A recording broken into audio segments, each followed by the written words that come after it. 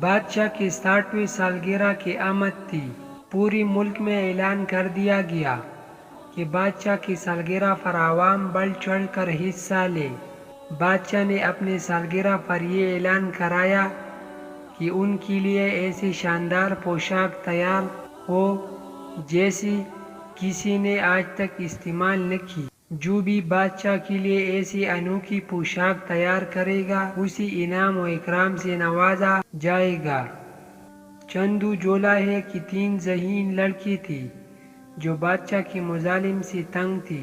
یہ تینوں بادشاہ کے دربار میں حاضر ہوئی اور بادشاہ سے کہنے لگی، ہم آپ کے لیے ایسا لباس تیار کریں گی جو آج تک بڑے بڑے بادشاہوں کو نصیب نہ ہوا ہوگا، لیکن ہمارے ایک عرض سن لے کہ یہ انوکھا لباس دیکھ کر ہر کوئی عش عش کر اٹھے گا، لیکن جھوٹی بے ایمان اور فریبی شخص کو یہ لباس نظر نہیں آئے گا۔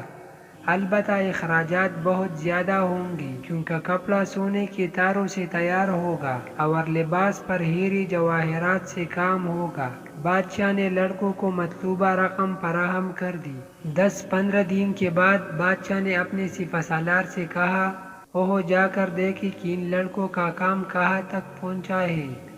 سپہ سالار نے دیکھا کہ لڑکی کپڑے بننے کے انداز میں خالی ہاتھ ہلا رہی ہے۔ سپہ سالار چونکہ ایک قریبی اور بے ایمان شخص تھا، اس لیے اس نے اپنا برہم رکھنے کے لیے بادشاہ کو اطلاع دی کہ حضور، لڑکوں نے آپ کے لیے لاجواب پوشاک تیار کی ہے۔ 3-4 دن بعد جھوٹی اور بے ایمان وزیر نے بھی بادشاہ کو یہی رپورٹ دی۔